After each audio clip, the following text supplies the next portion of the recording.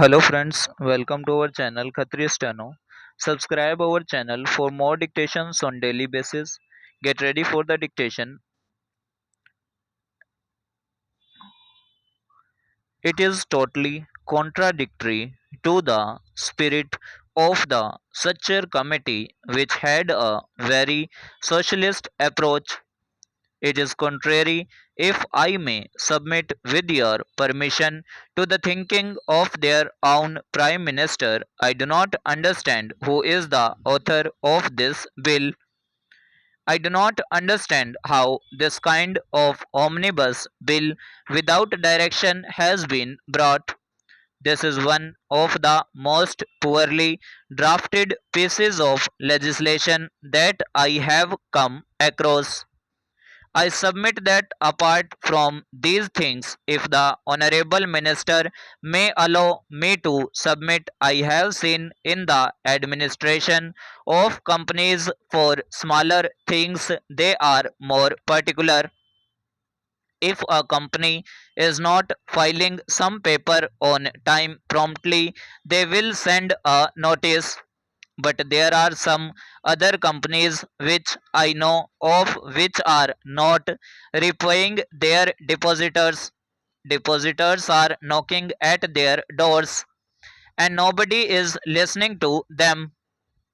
This kind of anomaly must be corrected since this is a very important act in the sense that the entire corporate sector is administered by this act. If the government has any power to discipline companies, it is through this act, and if this act is treated in such a callous manner, I am at my wits' end to understand how larger companies will ever come within the framework of any discipline at all. They will not. Whenever any controversy starts, we start the controversy of the public sector and the private sector. This is a needless controversy. In this country, we need the private sector and we need the public sector. In this country, we need large companies and we need small companies. Everybody must play his role as per the scheme of the constitution, as per the scheme of various resolutions. We in the opposition may or may not agree with the government's policies, but just now the government policies must adhere at least to what their own avowed objectives are. This bill does not even conform to their own pattern. It is strange to me.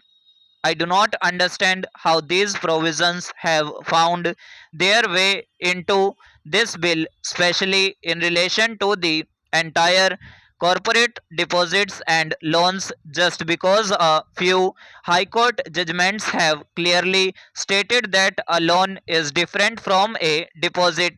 The reason you are giving is that this bill also include the provision to plug loopholes and remove some lacunae.